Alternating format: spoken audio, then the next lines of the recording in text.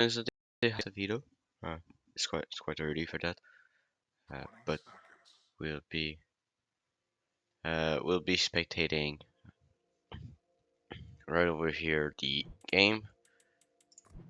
But that's not what I want. Sorry, change.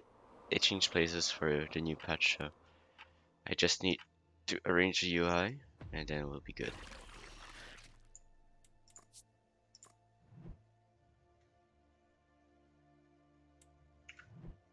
Alright, will be going on to wave 1. It is HotPie and SoulFrame against iMunk and Olandes.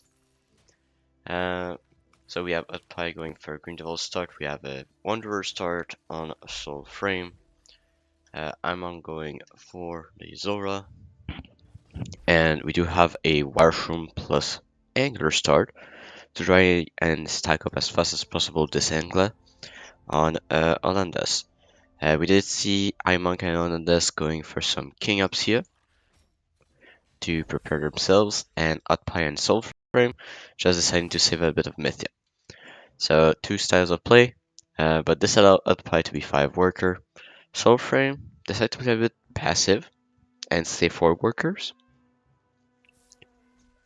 Oh wait, he added buzz. He added buzz for wave 1. That is not something you're needed to do. Yes, it makes a faster wave 1, but you're not forced to do it with a Wanderer. You can hold easily, despite not having it. And this means he could have just placed this Serpent without any problem.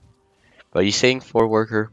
He knows that Wanderer is one of the weaker start, so he tries to play around it.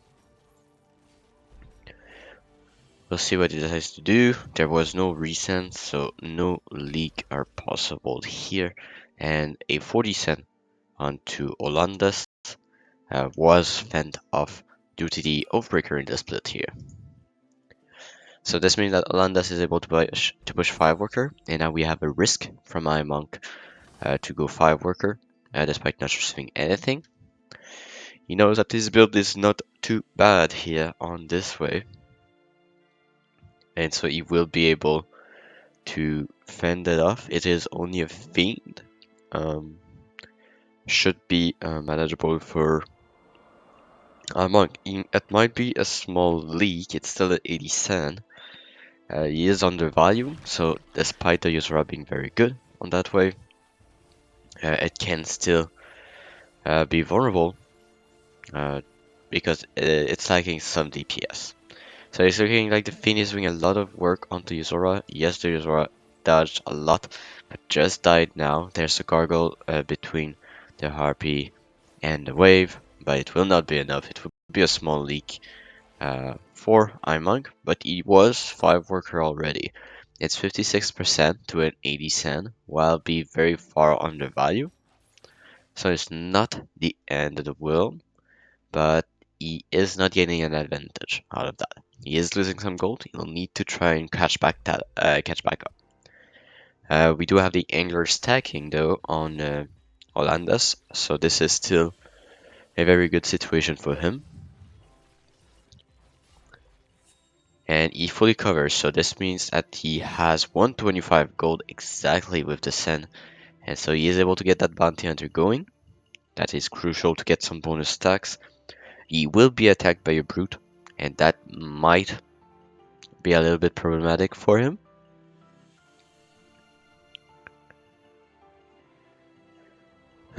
The dino is going on to HotPie. That is a very decent sand, but there's 2 serpents. So this means that the serpents will potentially do a lot of damage to the wave. But there was no additional tank, and all the tank is arcane.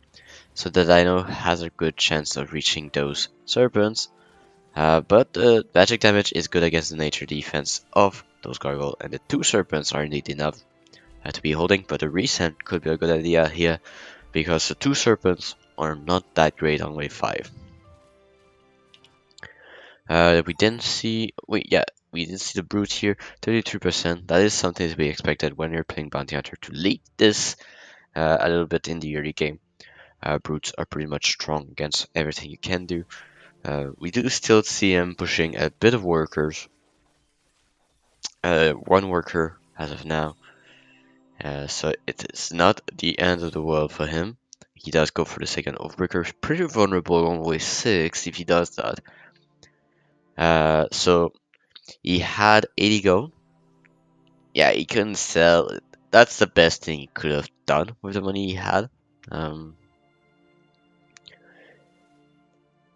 but yeah, I mean, wave 6 will be a bit problematic. So that's the only thing. He needs another Wildroom. He could have potentially shifted, but that's risky because a Brute Recent could kill him.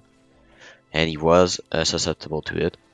But HotPie receiving a Brute with the Recent that we've discussed. We also see the 100 cent against SoulFrame, the Imps, pretty strong against what we see. It's all about reaching the Pilgrim as soon as possible. One Imp is going down. The other Imp is getting sniped though. That is pretty unlucky for a monk, but pretty lucky for SoulFrame. But it will still result into a leak. And we do see the Serpents clearing pretty well, but the Brute will go through, and so it is killing damage on from iMunk and Olandes' Sun, but it extends the wave to a wave where Olandes is pretty weak, and iMunk as well. So we're gonna see what they decide to do. We do have the reset from HotPie onto the wave 6 of iMunk, expecting him to push a little bit more um, and try to catch him off guard. Olandes stayed low worker, yes. He does have enough for the canopy, so that's one good thing going for him.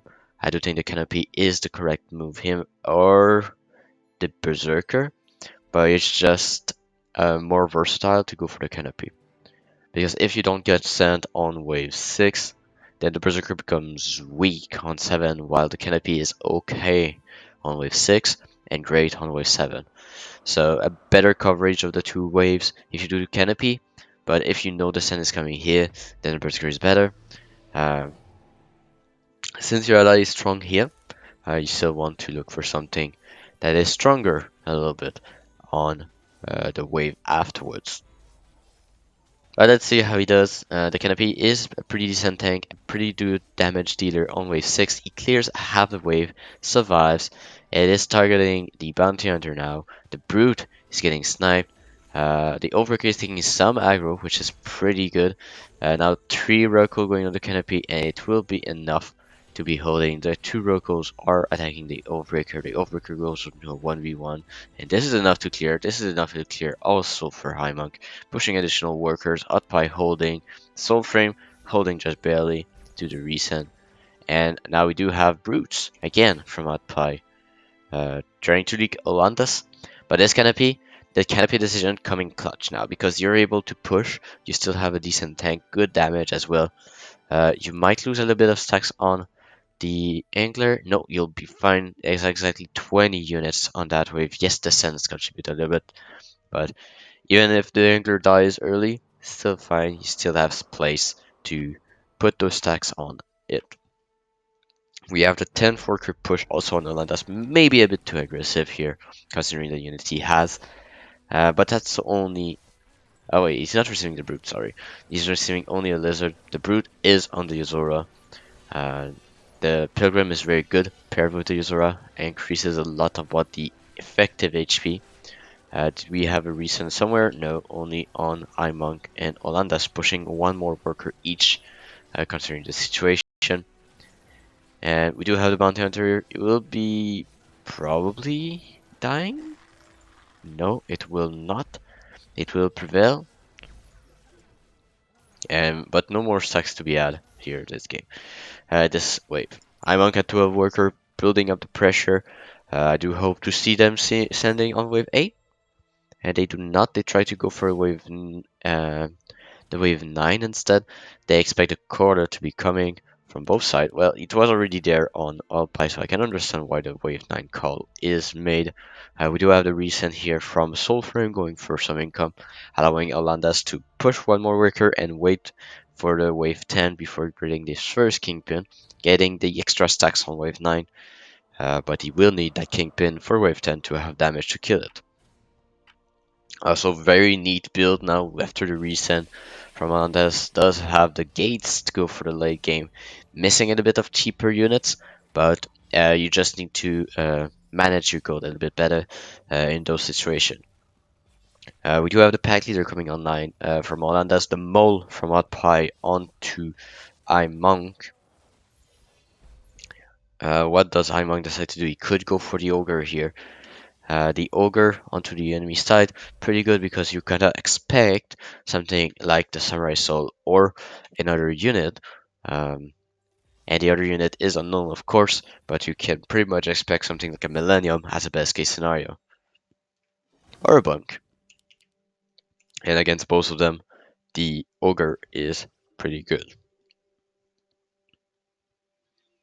So the ogre does come from iMunk, and we do have SoulFrame, not going for Millennium, not going for Samurai Soul, going for the spam here, the Wanderer spam, with some Morgue in behind. So it will be hard to cover here for SoulFrame. We do have HotPie going for the Edge Chef, so that is still manageable against the pack leader. No magic damage on the Sen means that it will take a long time to kill the chef as well as the chef targeting the pack leader, which is not ideal for him, of course. But it gives time to the coilers. As much time as you need, the longer it takes, the better the coiler are doing. And it will still be a leak though, the quarter dying, and so 4 units leaked is not too bad. SoulFrame leaking here a little bit as well, but iMonk leaking as well, 63%, only Olandes holding because of his Kingpin here. So still, King damage yet again uh, on the side of HotPie and SoulFrame, giving a little bit more advantage on iMonk and Olandes, giving them gold, giving them pressure, giving them King HP advantage and also the worker lead. So we do have I'm at 14 workers after that. Olandes at 13. We do have OddPie at 14 as well. And we do have the income sense here on wave 10 from OddPie and SoulFrame. There is an aggressive spell on wave 11, which is press the attack. And looking at the builds here against the Colas, a wave 11 Sen is not out of the question for iMonk and Olandes. So we're gonna see what they decide to do.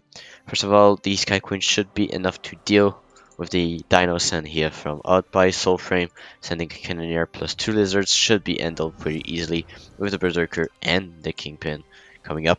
So we might see a heavy push into a 12 Send or a heavy push into an 11 Send. Those are the two options I see for Olandes and iMonk. I do prefer the one going for with 11. Yes, there's a Pilgrim, but if you send something like Ghost Knight, then you are still pretty strong into it. The boss are going down pretty fast though, so this might still result into a wave 12 send, and they do decide for the wave 12 send, respecting the Pilgrim here and also giving them time with their high worker, forcing the enemy to go for income king ups on wave 12 instead of going wave 13. So I pretty much like the play. The game could have ended here on wave 11, of course.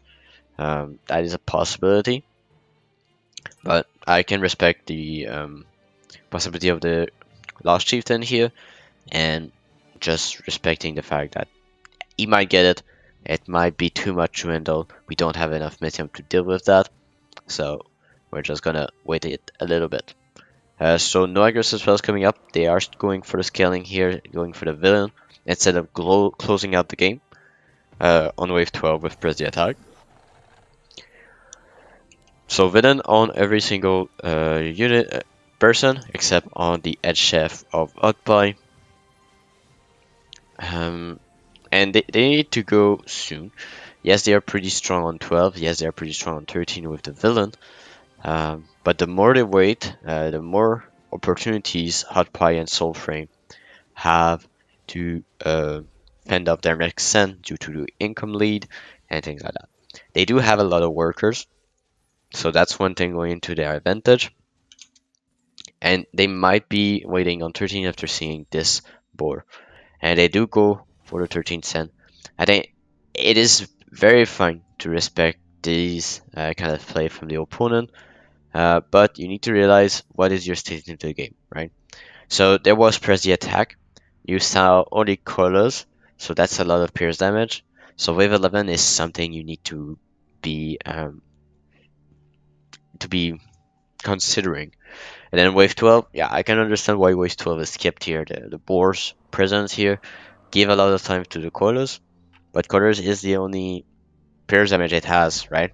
So these will die, and this is so slow to kill the wave on its own. So it can still be a good send. And yes, there's Lioness, um, but you can still send almost 240, 300. But they go here on wave 13. HotPie and SoulFrame do decide to go with them. So it is also the weakest wave of iMunk and Olandes, so not forcing anything and not taking advantage of the undercut. And SoulFrame not taking on 13, or is he waiting for something? He's gonna wait for something, and the only thing he can get is pretty much the Ogre, which is not ideal, of course, because there's the Gate, there's the Berserker, but he does go for it. That's the best that he can go for. To have double Ogres coming from iMunk and Olandes, uh, I mean, it's not a bad idea, just because the front line is vulnerable to Ogre, at least on HotPie. On Soulframe, I could have gone for Pack Imps, just because there's a lot of Swift armor, but I can respect that. It's faster to reach everything. You don't have a massive tank to go through, so having the Ogres get through the small tanks as fast as possible. And go on to the backline. That is only the backline you need to reach, and this is enough to be leaking Soulframe. It is also enough to leak HotPie, so it will be game here. But we do have here a leak on both Olandes, and so the race could have gone pretty much south just because of that, because they're giving shutdowns, they're giving king HP. So if Alpine and Soulframe managed to read the play of 13 and prepared for it fully, they could have went back into the lead, and that's what um, I I needed to emphasize here. If you have an opportunity to close out a game early, it is always better to protect your weak wave instead of forcing the send and the race on your weakest wave. Yes, it's safer because they don't send you a lot more Mythium, but still, you put yourself at the risk. Okay, if I wait too long, I won't have the income to sustain myself. Yes, I have Villain, but I don't have any frontline that is good on that wave. And so these details might make the difference, because if you do long save, the enemy can go for income chaos, and then yes, um, then you get more workers, but you're still vulnerable on wave 13, and that's something you need to realize, that even though even though you're long saving and you have a worker lead, it's not always the best thing to do. You probably want to go more often than not because you know you have the lead, and if you see on wave 10, all they have, yes, there's a Pilgrim, but Ghost Knight just kills it, but he didn't have enough Mythium now. So that's one argument again for it. But do you need to push those extra workers, that much more extra workers, to get a lead on 13? That's the other question you can ask yourself, because now they were undervalued. They were undervalued by a lot here on wave 13, considering their units. It was the same for Oddpie and Soulframe, but they were already behind in the game, and you could have been staying close to value here by pushing in a bit less workers. If your goal is to go 13, stay lower workers, don't push to 20 workers. If you push to 20 workers, you need to make something happen very, very soon, especially if you go 13 to 20, that's 7 workers to a 180 cent. Yes, Kingpin is good on 11 and 12, but it is not good on 13. So you need to realize when you go, and if it is a long save, you still push heavily with Kingpin, but you don't push as much, of course. You need to be patient and stuff like that. So I'm not going to say thank you for watching, and see you next time.